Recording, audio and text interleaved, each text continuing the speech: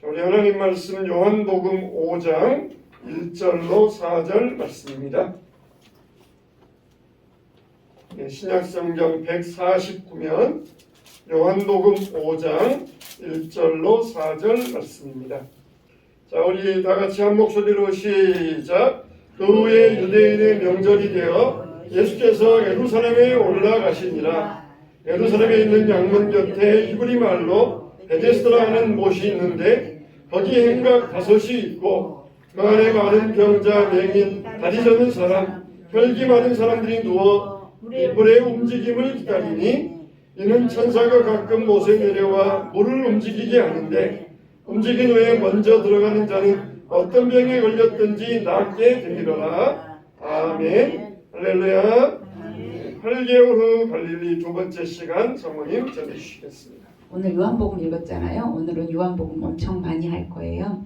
되게 마태, 마가, 누가는 그냥 갈릴리 지역 중심으로 많이 썼고요. 이 요한은 예루살렘 지역으로 중심으로 많이 썼어요. 그래서 오늘은 아마 제가 보기에 많이 요한복음을 많이 할 것 같거든요. 그래서 한번 보겠습니다.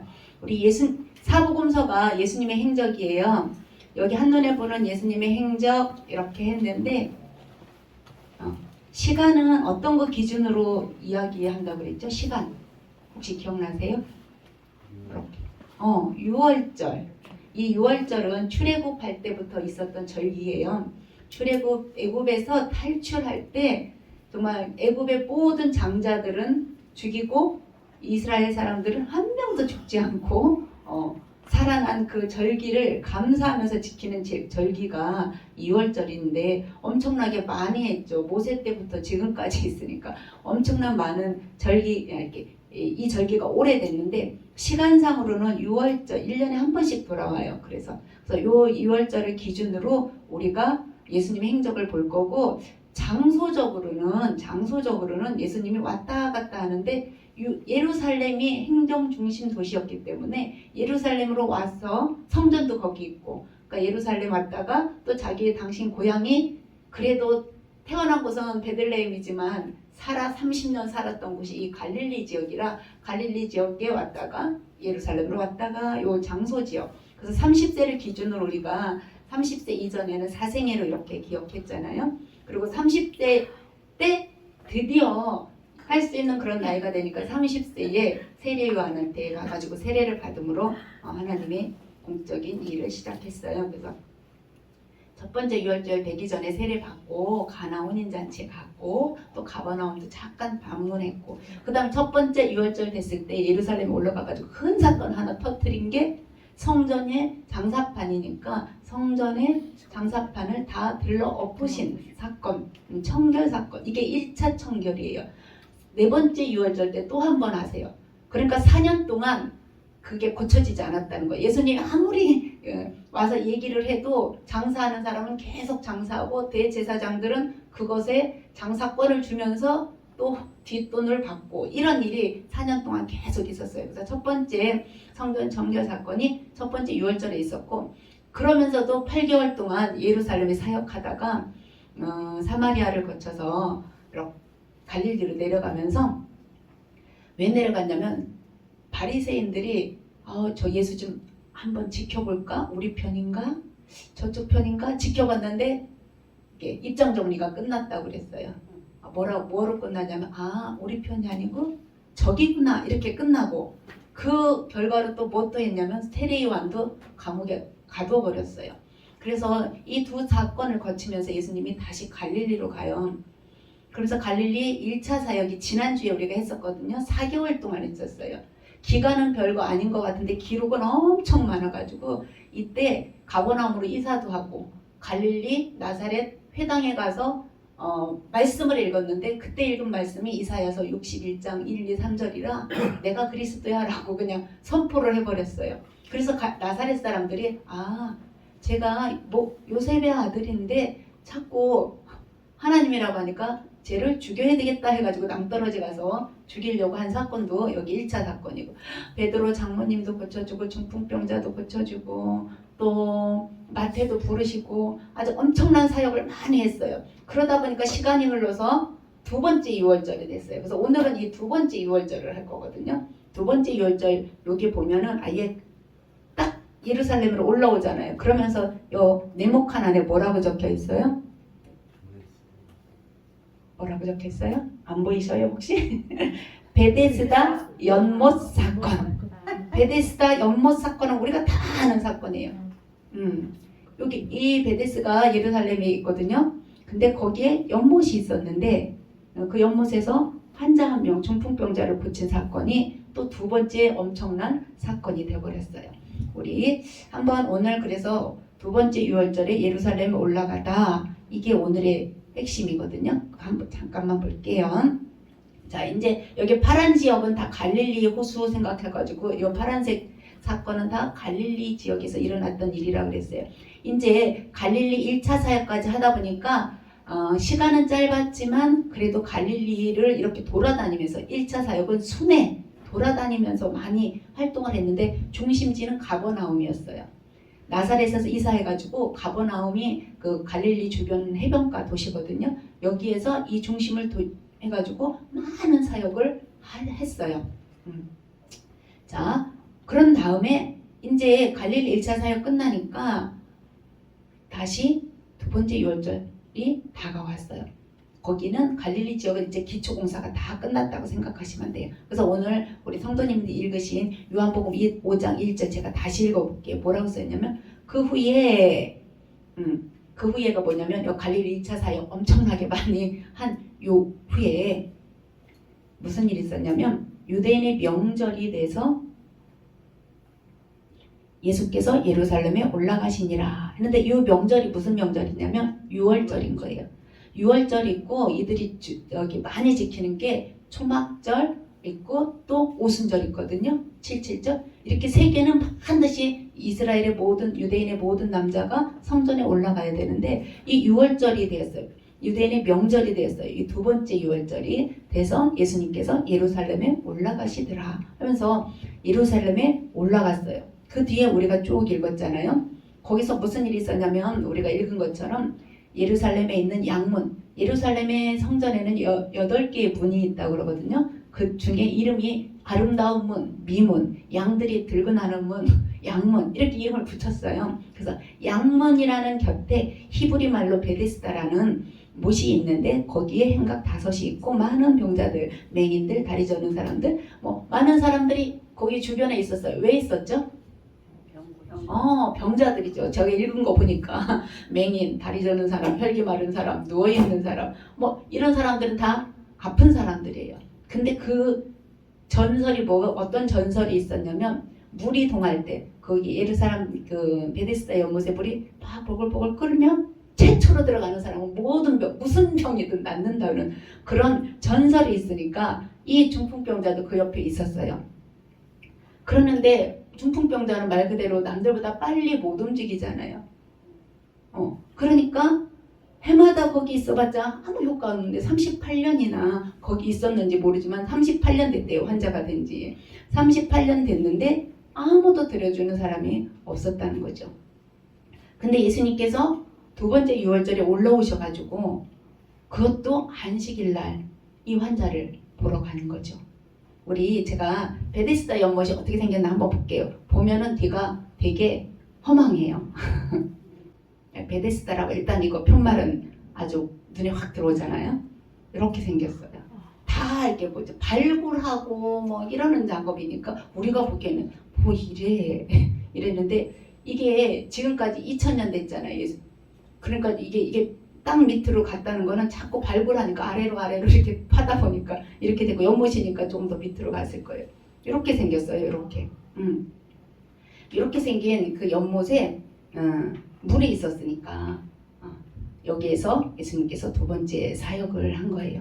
자, 4개월 만에 어떻게 4개월이 됐냐면 첫 번째 6월절에서 8개월 동안 예루살렘에 있다가 내려간 지가 12월 달이라고 그랬거든요. 그 다음 달 그 다음에 6월절이 4월이에요. 그래서 요 4개월 동안 잠잠했어요. 어디가? 예루살렘이.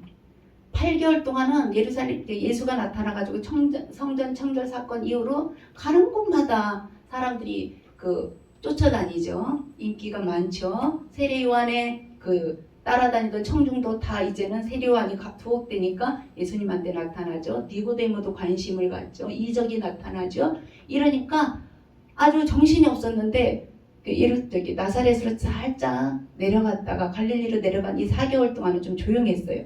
근데 드디어 또 4개월 만에 예루살렘에 나타났어요. 누가 긴장을 하겠어요? 이 기득권들, 대제사장들이 아주 눈을 긴장을 하고 또 나타났어. 어떡하지? 이런 거예요. 그런데 드디어 그 예수님이 안식일날, 평일날도 많은데 안식일날 이 베데스다 면목가에 가가지고 이 환자를 고친 거예요.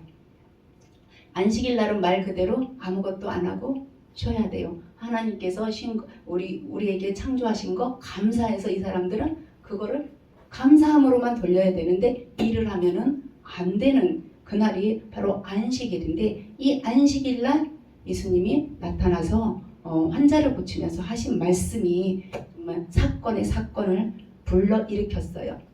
첫 번째 사건도 안식일의 주인은 나야. 아니 성전의 주인은 나야 그랬는데 이 두 번째 사건은 안식일날 싹 환자를 정리하면서 안식일의 주인은 나다 이렇게 하는 거예요. 성전의 주인은 나다, 안식일의 주인은 나다. 지금 사복음서는 예수가 누구지 하는 건데 성전 첫 번째 사건부터 나 누구냐고 성전의 주인이야 이러더니 두 번째 안식일 들어가지고 나 누구냐고 나 안식일의 주인이야 이렇게 얘기하는 거예요. 자, 그러면서 뭐라고 얘기했냐면 우리 요한복음 5장 17절 한번 볼까요? 오늘 요한복음 5장 많이 볼 거예요. 요한복음 5장 17절 같이 읽어볼게요. 자, 시작. 예수께서 그들에게 이르시되 내 아버지께서 이제까지 일하시니 나도 일한다 하시네. 우리가 이 중풍병자 고친 사건은 다 알잖아요. 고쳤어요. 그리고 자리를 들고 가라고 해서 갔어요. 그런데 이 예수님이 하신 말이 뭐냐면 너 안식일날 왜 사람을 고쳐? 안식일날 아무것도 하면 안 돼. 그거는 잘못이야. 이랬더니 내 아버지께서 이제까지 일하시니 나도 일한다. 이게 이 말이 화근이 된 거예요. 이 말이 덫이 된 거죠. 안식일날을 이 사람들이 엄청 준수하는데 안식일은 사실 하나님이 이 출애굽 때 모세한테 준 거잖아요. 그죠? 모세한테 준 게 아니라 창조 때 있었던 거잖아요. 그런데 우리가 마카비 혁명이라고 신구약 중간 시대에 이 하스몬 왕조 얘기하고 마카비 그 사람들이 로마의 독립운동을 해가지고 100년 동안 독립을 했었다고 그랬잖아요. 그때 그 사람들이 만들어 놓은 율례가 거의 율법 수준, 하나님이 주신 율법 수준까지 이걸 올려놨어요. 그래서 안식일날 불 켜면 안 된다. 그래서 이 사람들은 밥을 미리 다 해놓는 거예요. 그리고 안식일날 엘리베이터 이거 버튼 누르면 안 된다. 그러니까 저희가 안식일날 이스라엘에 갔었거든요. 버튼이 다 눌러져 있어요. 이 사람들이 이 장로들이 만든 유전이 거의 하나님이 주신 율법 수준까지 이렇게 올라왔는데 그게 613가지라는 거잖아요. 그 중에 안식일날 일하면 안 되고 몇 발짝 걸으면 안 되고 불 피우면 안 되고 짐을 옮기면 안 되고 이런 게 다 있어요. 근데 이 안식일날 예수님이 사람을 고친 데다가 일을 한 데다가 작업 치료를 한 데, 의료 치료를 한 데다가 이 사람이 막 움직이니까 그게 걸린 거죠. 근데 예수님이 하신 말씀이 더 강한 거예요. 아버지께서 일하니 내가 일한다. 이건 곧 뭐예요? 아버지는 하나님인데 내가 일한다 그러니까 내가 하나님이라는 소리잖아요. 두 번째 6월절 사건은 이 사건 하나 외에는 거의 기록된 게 없다고 봐요. 얼마나 이 사건이 큰지. 그래서 이 사건 이후로 예루살렘에 있는 바리새파 사람들이 결론을 내렸어요. 그동안은 야, 감시 좀 해봐. 감시 좀 해봐. 그리고 이 갈릴리 1차 사역할 때도 중풍병자 고쳤잖아요. 그리고 그거 중풍병자가 이게 죄사함을 받으라. 이 말이 쉽냐? 이 자리를 들고 걸어가라는 말이 쉽냐 하면서 죄사함의 권세가 나한테 있다는 걸 얘기한 것도 놀란 일인데 이제는 뭐라고 얘기하냐면 내가 하나님이다라고 얘기하니까 결론을 내렸어요. 뭐라고? 죽이자. 이렇게 내렸어요. 자, 18절, 5장 18절도 한번 읽어볼게요. 지금 펴놓은 거 계속 펴놓으시면 돼요. 요한복음 5장 18절. 자, 시작. 유대인들이 이로 말미암아 더욱 예수를 죽이고자 하니 이는 안식일을 범할 뿐만 아니라 하나님을 자기의 친아버지라 하여 자기를 하나님과 동등으로 삼으심이러라. 아멘. 이 문제가 이 안식일날 터진 거예요. 두 번째 안식일날. 그래서 안식일을 범했잖아요. 범한 것뿐만 아니라 내가 하나님을 자기 친아버지라고 하고 내가 그러니까 하나님이다. 이렇게 얘기해요. 제가 예수님을 하나님의 아들이라고 하잖아요. 우리는 아들 하면은 이렇게 아버지 밑에 아들 이렇게 뭐라 그럴까 계급이라고 하면 좀 그렇지만 직급이 뭐 있는 것처럼 들리는데 아버지가 사람인 것처럼 아들이라고 한 거는 아들도 사람이다 이런 의미라는 거죠. 예수님을 하나님의 아들이라고 한 거는 예수님도 하나님이다라는 그런 의미로 우리가 예수님을 하나님의 아들이라고 한다는데 우리가 하나님의 아들 하면은 뭐 이렇게 하나님 따로 밑에 아들 따로 태어났다는 그런 의미로 우리는 많이 생각이 되는데 그게 아니고 그냥 하나님이기 때문에 그냥 하나님이라는 걸 나타내기 위해서 하나님의 아들이라 이렇게 표현한다 그러거든요. 근데 여기서 하여튼 자기가 하나님이 자기 친아버지라고 하고 자기를 하나님과 동등되게 삼음으로 인하여서 이 유대인의 바리새파 사람들이 죽이자 이렇게 결정을 내렸어요. 자, 이 사건을 두고 우리가 여러 가지 한번 볼게요. 오늘은 이 사건만 있거든요. 자, 첫 번째 보면 베데스다 연못 사건의 배경이 지금 말한 거예요. 자, 첫 번째 배경이 뭐냐면은 지난주에 얘기했는데 요한복음 4장 1절 제가 읽어드릴게요. 예수께서 제자를 삼고 세례를 베푸시는 것이 요한보다 많다 하시는 주님을 바리새인들이 하시는 말씀을 바리새인들이 들은 줄을 주님께서 아신지라 이렇게 되어 있거든요. 그러니까 이 베데스다 연못 사건이 이렇게 크게 확대돼서 죽이자 한 이유는 첫 번째 예수님의 인기가 너무 많다는 거예요. 인기가 너무 이 민중들이 다 많은 민중들이 누구를 따라가냐면 예수님을 향해서 이렇게 돌아섰다는 걸 바리새인들이 듣고 예수님도 그것을 안다 그랬어요. 그래서 첫 번째 이렇게 베데스다 연못 사건 사실 내가 아픈데 누가 고쳐주면 너무 좋잖아요. 근데 이것을 예수님을 죽여야 되겠다라고 한 이 이유까지 이렇게 사실 안식일에 뭐 예수님이 안 하신 거 없잖아요. 회당에서 갈릴리에서도 많은 사역했거든. 손 마른 자도 고치고 막 이랬는데 그때까지 가만히 있다가 드디어 예루살렘에서 안식일날 이 중풍병자를 고친 이 사건 가지고는 결론을 아예 죽여버려야 되겠다. 이렇게 결론을 내린 것은 첫 번째로 인기가 너무 많다는 거예요. 그래서 어떻게 했냐면 인기가 많으니까 인기 많고 내려간 거거든요. 갈릴리로. 자, 그 다음부터는 예루살렘에서 바리새파 사람들, 사두개파 사람들, 장로들, 뭐 이렇게 대사장들이 보낸 사람들이 예수님을 감시를 해요. 자, 우리 누가복음도 한번 읽어볼게요. 누가복음 5장. 누가복음 5장 17절. 성경으로는 96쪽이에요. 이 바리새파 사람들이 추적을 하는데 5장 17절을 보면 언제부터 추적했는지 한번 볼게요. 5장 17절. 자, 시작. 하루는 가르치실 때에 갈릴리의 각 마을과 유대와 예루살렘에서 온 바리새인과 율법교사들이 앉았는데 병을 고치는 주의 능력이 예수와 함께 하더라. 아멘. 이랬어요. 자, 이 중풍병자는 갈릴리에서 올라오기 전에 이 중풍병자, 지붕을 뚫은 중풍병자 있죠? 그 사람을 지금 고치는 내용인데 지금 갈릴리에 있는데 어디에서 내려왔다고요? 유대와 예루살렘에서 온 바리새인들과 율법교사들이 거기에 앉아 있다는 거예요.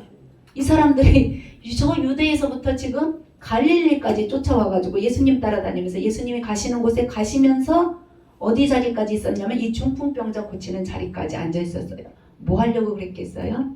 꼬투리 잡아내려고. 그 다음에 30절 누가복음 5장 30절도 읽어볼게요. 자, 누가복음 5장 30절 그 옆에 있죠. 시작.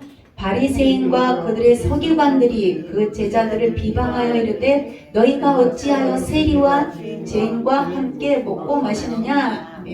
이때는 언제냐면 이 중풍병자를 고치고 내 제사함을 받았느니라 뭐 이런 내용 하면서 그 뒤에 누구를 불렀냐면 마태를 불렀어요. 마태를 불러서 먹고 마시니까 그 바리새인들 속으로 아유 저렇게 죄인과 함께 먹고 마시느냐 속으로 그랬는데 예수님이 그 생각을 아시고 뭐라고 했냐면 나는 의인을 부르러 온 게 아니라 내가 죄인을 부르러 왔다. 이 말 할 때도 마태를 부를 때도 누가 있었냐면 거기 30절에 보니까 바리새인과 그들의 서기관들이 이 서기관들은 말씀을 해석하고 가르치는 사람들이거든요. 그러니까 바리새인들과 서기관들이 그 제자들을 비방했다. 왜 이렇게 세리와 죄인과 함께 먹고 마시느냐. 그러니까 지금 예수님이 예루살렘에 있을 때만이 아니라 그 전부터 이 갈릴리 1차 사역할 때도 바리새인 세파 사람들과 또 장로들이 보낸 사람들과 서기관들이 거기 따라와서 앉아 있었다는 거예요. 이렇게 예수님이 이 베데스다 연못 사건을 통해서 죽이자 한 이유는 예수님의 인기가 너무 많았다는 거 하고 또 하나는 이 바리새파 사람들하고 서기관들이 계속 추적하고 있었다는 거예요. 누적이 된 거예요. 정보가 누적이 되는 거예요. 대제사장들 이 모든 정보가 다 대제사장들한테 보고가 올라가요. 그럼 이제 그 보고를 다 받고 있는 거예요. 아, 죄인들과 마셨구나. 제3이란 단어를 언급했구나. 뭐 이런 것들을 다 어떻게 했냐면 보고가 다 올라가요. 이게 예수님의 그 베데스다 연못 사건의 결과로 죽이자 한 이유가 되는 거예요. 이게 배경이 돼요. 이런 배경을 깔고 있어야 아니 쟤들이 갑자기 왜 예수님이 중풍병자 고쳤다고 죽이려고 결정했지? 이 사건이 이해가 된다는 거예요. 그래서 우리 요한복음 5장 다시 한 번만 갈게요. 요한복음 5장 눈으로만 보실래요? 요한복음 5장 5절에 보니까 이 병자가 몇 년 됐냐면 38태. 정말 뭐든지 질병은 빨리 가야 발생했을 때 빨리 가야 고치기도 좋다고 했는데 이 사람은 38년이나 됐으니까 고질화 됐다고 보면 돼요. 근데 예수님이 6절에 보니까 병이 벌써 오래된 줄 이미 알았어요. 그리고 그 사람을 꼭 집었네요. 오래된 사람을. 그러면서 뭐라고 물어봤냐? 네가 낫고자 하느냐? 그 사람의 의지를 물어봤죠. 네 마음에 네가 낫고자 하는 마음이 있느냐? 그러니까 7절에 이 병자가 주여 물이 동할 때 나를 연못에 넣어주는 사람 없어서 내가 이대로 있습니다. 그랬더니 그 다음 8절에 예수님이 뭐라고 그랬어요? 내 자리를 들고 걸어가라. 지금 1차 갈릴리 1차 사역 때 중풍병자도 그렇게 고쳤잖아요. 자리를 들고 가라. 처음에는 제사함을 받았다고 했지만 이 제사함을 통해서 내가 이 치유하는 제사함의 능력도 있고 치유하는 능력도 있다는 것을 얘기해주고 싶었는데 여기서도 똑같이 네 자리를 들고 가라 했어요. 그랬더니 이 사람이 9절에 보니까 곧 나와서 자리를 들고 가버렸는데 이날이 안식일이라는 거예요. 여기에 또 누가 있었겠어요? 바리새인들, 서기관들 반드시 있었어요. 그런데 이 사람이 그 자리를 들고 가버렸잖아요. 그러니까 자기를 고쳐준 사람이 누군지 몰라요. 그런데 나중에 조금 더 지나서 5장 14절을 우리가 한번 읽어볼게요. 5장 14절. 요한복음 5장 14절. 자, 시작. 그 후에 예수께서 성전에서 그 사람을 만나 이르시되 보라 내가 나았으니 더 심한 것이 생기지 않게 다시는 죄를 범하지 말라 하시니 아멘. 네. 자, 그 후에 당장이 아니에요. 이 사람이 너무 좋아가지고 고침받아서 일단 자리를 들고 가버렸어요. 근데 나중에 이 성전에 그 주변에서 돌아다니다가 예수님이 알아봤어요. 그러면서 뭐라고 했냐면 그 사람을 다시 만나가지고 더 심한 것이 생기지 않게 다시는 뭐 하지 말라고요? 죄를 범하지 말라. 이러면서 또 죄의 문제를 또 건드렸어요. 이러니까 이 바리새파 사람들하고 서기관들하고 대제사장들이 보낸 사람들의 심정은 이제는 갈 때까지 간 거예요. 그래서 이 사람들이 이제 드디어 결정을 내린 거죠. 우리 요한복음 5장 15절 16절도 읽어볼게요. 15절 16절. 자, 시작. 그 사람이 유대인들에게 가서 자기를 고친 이는 예수라 하니라. 그러므로 안식일에 이러한 일을 행하신다 하여 유대인들이 예수를 박해하게 된지라. 아멘. 이 사람이 나중에 나중에 그 사람이 예수라는 걸 알고 가서 또 이야기를 했네요. 유대인들에게. 그랬더니 유대인들이 안식일에 이런 일을 행한다고 해서 예수를 박해하게 된대. 박해뿐만 아니라 아예 죽이기로 결정을 내리신 거죠. 근데 예수님은 굳이 왜 이렇게 베데스다 연못에서 이런 사건을 굳이 안 터뜨리고 평일날 해도 될 거를, 그죠? 평일날 해서 그 사람 마음 아프면 평일날 해서 그 사람 가서 고쳐줘도 될 거를 안식일날 또 얘기하고, 그 사람이 조용히 다니는데 또 나타나가지고는 그 사람 찾아보고는 다시는 더 심한 것이 오지 않도록 죄를 짓지 마라. 이러면서 막 죄 문제를 자꾸 건드리니까 유대인들을 건드리게 된 거죠. 사실 예수님이 하고 싶은 말이 있어서 그런 거예요. 예수님은 그냥 내가 뭐 조용히 사역해도 되고 조용히 고쳐줘도 되지만 예수님이 하고 싶은 말이 있었던 거예요. 자, 우리 아까 금방 읽었던 건데 요한복음 5장 17절. 5장 17절. 오늘 요한복음 5장 많이 읽죠. 5장 17절 시작. 예수께서 그들에게 이르시되 내 아버지께서 이제까지 일하시니 나도 일한다 하시네. 예수님이 하고 싶은 말은 이거예요. 아버지께서 일하니까 나도 일한다. 나도 이거 행할 권한이 있다. 내가 하느님이다. 이거를 말하고 싶은 거예요. 자, 18절이 그 내용이에요. 자, 18절도 한번 더 읽어볼게요. 자, 시작. 유대인들이 이로 말미암아 더욱 예수를 죽이고자 하니 이는 안식일을 범할 뿐만 아니라 하나님을 자기의 친아버지라 하여 자기를 하나님과 동등으로 삼으시니라. 아멘. 자, 아버지께서 일하니까 나도 일해. 이 말을 하고 싶은 거고, 또 하나는 뭐냐? 나도 하나님이야. 내가 하나님이야. 이 말을 하고 싶은 거예요.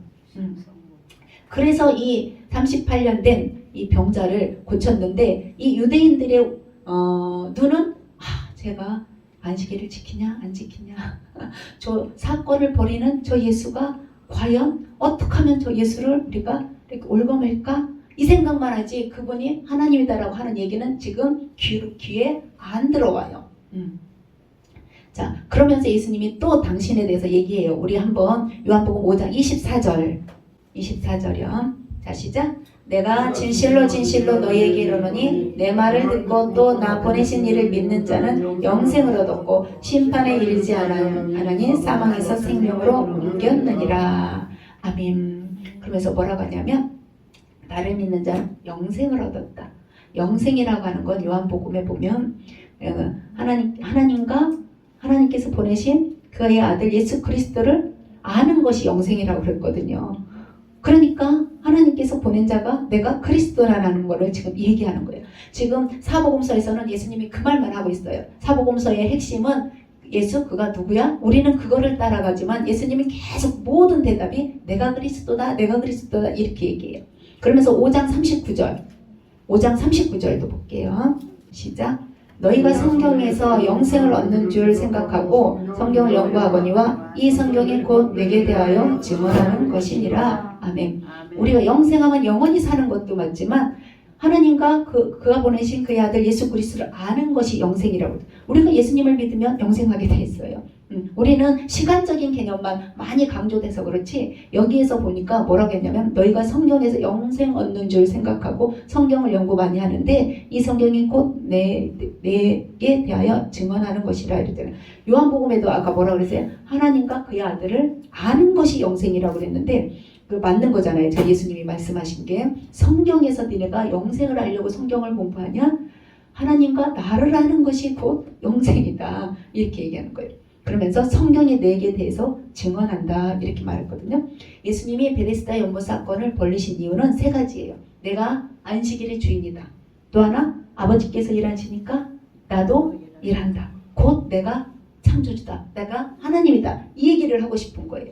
이게 사복음서 핵심 내용이에요. 그런데 예수님이 스스로 내가 자꾸 말하잖아요. 내가 누구다. 내가 심판자다. 이렇게 하면 사람들이 눈으로 보이는 예수님이 자기 스스로 자기를 증명하니까 그걸 안 믿어. 그래서 예수님이 무엇을 얘기했냐면 성경을 들어서 자기를 증언하는 거예요. 요한복음 5장 33절 한번 볼게요. 너희가 자꾸 내가 하나님이라고 하니까 네가 못 믿는데 니네가 좋아하는 구약성경 있지. 구약성경. 그리고 니네가 지금 알고 있는 성경에서 나를 증언한다. 그랬는데 5장 33절. 자, 시작. 너희가 요한에게 사람을 보내매 요한이 진리에 대하여 증언하였느니라. 아멘. 이 진리가 뭐예요? 예수님이 뭐라고 했어요? 내가 곧 길이요 진리요. 그러니까 생명이 세례 요한이 나에 대해서 증언했다. 니네가 자꾸 내가 그리스도라고 하니까 자꾸 안 믿는데 세례 요한이 그렇게 하자. 니네가 좋아하는 그 세례 요한. 정말 세례 요한 하면은 이 사람들이 모든 걸 스톱하고 쫓아다닐 만큼 그렇게 믿었던 그 세례 요한이 나에 대해서 증거하지 않았느냐.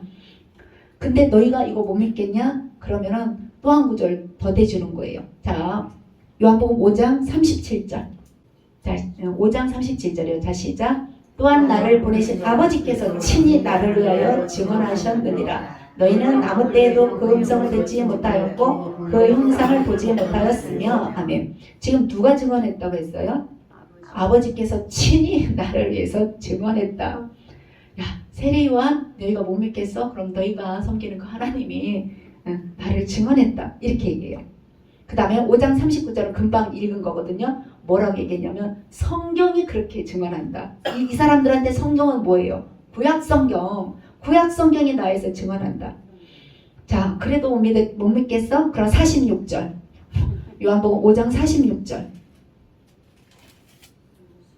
46절. 요한복음 5장 46절이요. 자, 시작. 모세를 믿었더라면 또 나를 믿었으리라. 이는 그가 내게 대하여 기록하였습니다. 아멘. 누가 기록하였다고요? 모세가 예수님에 대해서 기록했다는 거예요. 이 사람들은 모세하면 또 이거잖아요. 아브라함, 모세, 다윗. 모세가 그렇게 기록했다. 이러면서 예수님이 내가 하나님이다라는 것을 이렇게 스스로 증언을 하는데 그거를 자꾸 안 믿으니까 타증, 성경, 모세, 세례 요한, 하나님을 다 끌어다가 되는 것을 볼 수 있어요. 그런데 그 결과 어떻게 했다고요? 그 결과 우리 요한복음 아까 읽은 거지만 또 읽을 거예요. 요한복음 5장 18절. 오늘은 요한복음 5장 18절을 3번이나 읽네요. 천천히 읽어볼게요. 요한복음 5장 18절. 자, 시작. 유대인들이 이로 말미암아 더욱 예수를 죽이고자 하니 이는 안식일을 범할 뿐만 아니라 하나님을 자기의 친아버지라 하여 자기를 하나님과 동등으로 삼으심이라라. 아멘. 앞에 뭐라고 그랬어요? 이로 말미암아. 그 앞에 말이에요. 아버지께서 일하시니 내가 일한다. 즉 내가 하나님이다라고 하는 이 말 때문에 더욱 예수를 죽이고자 했다. 그 전까지는 안식일을 범하나 안 범하나 이렇게 꼬투리 잡으러 다녔지만 이제는 끝났다는 거죠. 자기가 곧 하나님이라고 하니까 더욱 예수를 죽이려고 결정을 내렸어요. 그래서 이 베데스다 연못 사건을 통해서 예수님을 죽이기로 이 사람들이 공식적으로, 그동안은 정보 좀 가져와 이렇게 했는데 이제는 공식적으로 죽이기로 작정을 했어요. 자, 요한복음 7장 볼게요. 그 내용이 예수님도 알고 계세요. 7장 1절. 자, 시작. 그 후에 예수께서 갈릴리에서 다니시고 유대에서 다니려 아니하심은 유대인들이 죽이려 함이라라. 여기 베데스다 연못 사건 다음에 또 갈릴리로 내려가거든요. 근데 왜 그렇게 내려갔냐면 유대에서 다니지 아니하려는데 그 이유가 유대인들이 어떻게 한다고요? 죽이려고. 이제 공식화됐으니까 죽이는 건 아무것도 아니에요. 자, 7장 19절. 7장 19절도 볼게요. 요한복음이에요. 요한복음 7장 19절. 자, 시작.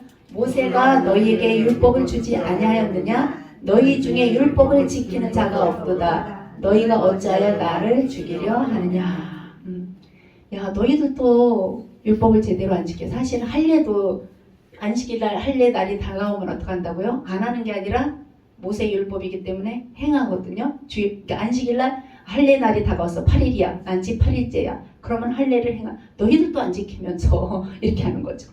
그러면서 뭐라고 했냐면 19절이죠. 왜 나를 죽이려 해? 예수님도 아주 노골적으로 이제 알아요. 왜 나를 죽이려 해? 너희들도 그렇게 하면서 왜 나를 죽이려 해? 이러잖아요. 자, 7장 25절도 똑같은 말이에요. 7장 25절. 자, 요한복음 7장 25절 시작. 예루살렘 사람 중에서 어떤 사람이 말하되 이는 그들이 죽이고자 하는 그 사람이 아니냐. 아멘. 이 소리예요. 바리새인과 서기관과 뭐 대제사장이 보낸 사람들과 예수님의 회중 따라다니는 사람뿐만 아니라 일반인들도 그렇다는 거. 어떤 사람이 그냥 다 안다는 거예요. 예루살렘에 사는 사람 중에 그냥 다 알아요. 어떤 사람이 말하기를 이 사람이 예수가 그들이 바리새인들 대표적으로 그들이 죽이고자 하는 그 예수 아니야? 그러니까 7장 19절을 보니까 예수님도 알고 일반 사람도 알고 거기 유대인들도 다 아는 공식화된 결정이 이 6월절 두 번째 사건을 통해서 일어났어. 이 뒤로 그 사람들 있죠. 쫓아다니는 사람들 여기 사건이 되게 많이 벌어지거든요. 이 뒤에도 이렇게 네 번째 6월절까지 왔다 갔다 이때까지 그 사람들이 쫓아다녀요. 그래서 감시하고 증거를 찾아내고 그럼 때가 되면 잡아야 되는데 이게 청중이 너무 많으니까 그리고 사건이 너무 많아 잡자니 너무나 이렇게 치료도 잘하고 말씀도 잘하고 안 잡자니 참 우리 속이 뒤집어지고 이런 일이 지금 두 번째니까 앞으로 세 번째 6월절 네 번째 2년이 더 간다는 소리예요. 2년 동안 이 사람들이 공식화해서 죽이자고 했지만 감시하기 위해서 쫓아다녀요. 그래서 가끔 여기 PPT에 보면 눈 이게 나와요. 감시자들의 눈, 바리새인들의 눈, 서기관의 눈, 그 장로들이 보낸 눈. 그래서 이 눈들이 예수님을 계속 따라다녀요. 자, 오늘은 여기까지예요. 베데스다 연못 사건을 통해서 예수님을 죽이자 하는 공식 결정이 내려졌다. 여기까지. 두 번째 6월절 이후에는 별 사건이 있었겠는데 기록이 별로 없어요. 이게 다예요. 그래서 첫 번째 6월절 사건은 성전 청결 사건으로 성전의 주인은 나야 이 소리고 두 번째 6월절은 이 안식일 이 사건을 통해서 안식일의 주인은 나야 이 얘기를 예수님이 하시면서 공식적으로 이제 뭐라고 했죠? 아이고 그 단어도 생각이 안 나네요. 자 오늘은 그래서 38년 된 중풍병자를 고치고 세리요한이 아직 안 죽었어요. 세리요한이 어떻게 되고 있어요? 지금 현재 감옥에 갇혀 있어요. 여기 12월쯤에 감옥에 갇혔거든요. 그리고 지금까지 감옥에 갇혀 있었어요. 그런데 세리요한은 감옥에 있었고 예수님은 밖에 있었지만 이 모든 사건은 결정이 났어요. 제거하자 이렇게. 그래서 오늘은 이렇게 보고 한번 여기 이렇게 볼까요? 오늘 한 내용이 이거예요. 4개월 동안 1차 갈릴리 사역이 있었고 6월절 맞이해서 베데스다 연못 사건으로 예수님을 죽이자 하는 사건. 그리고 여기 보면 물음표 있잖아요. 이 물음표는 갈릴리로 이동했는데 언제쯤인지 성경에 기록이 안 돼서 저렇게 나온 것을 볼 수가 있습니다. 그럼 다음 시간에는 어디에서 있었던 일을 할까요? 갈릴리 맞아요. 저기 제목이 사실 8개월 후 갈릴리 이렇게 돼 있는데 그거는 지난주에 1차 사역 내용이고 저기 안에 여기 베데스다 연못 사건도 다 들어있는데 우리는 두 번으로 나누어서 했기 때문에 읽거든요. 오늘은 여기 예루살렘에서 있었던 이 사건 우리 성도님들이 책 읽으실 때 두 번째 6월절 베데스다 연못 사건 읽으실 때 이런 일이 있었구나 이 결과로 죽이자라는 결정이 내렸구나 라고 한 번쯤 생각해 보시고 이 사건이 끝나면 다시 갈릴리로 내려가세요. 그 사건은 다음 주에 한번 보겠습니다. 기도하겠습니다.